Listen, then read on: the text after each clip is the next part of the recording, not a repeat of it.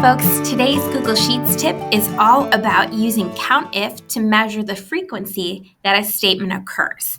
Now, COUNTIF is wonderful if you are trying to analyze and gather data. So for me, when it comes to coaching, I will count how many times I interact or engage with a specific department. So let's take a look at how to build that in action here. So here, for example, I'm going to copy the exact text that is being gathered in my Google form. So I'm going to create like a little cheat sheet over here on the right-hand side. So English, I want to count if the certain word that it appears is the word English. So what I'm going to do here is I'm going to go to my formula builder. I'm going to hit count, but I actually want it to be COUNTIF. So I've got that conditional counting.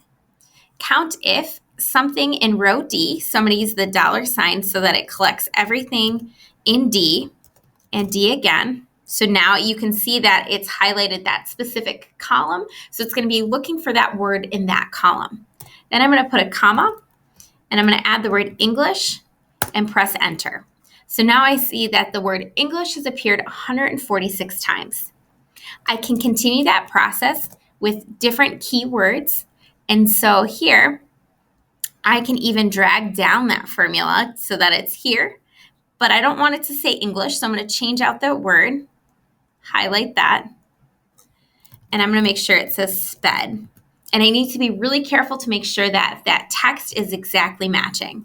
And so now I can see how many times that I've met with those particular departments. I can continue to build my formula.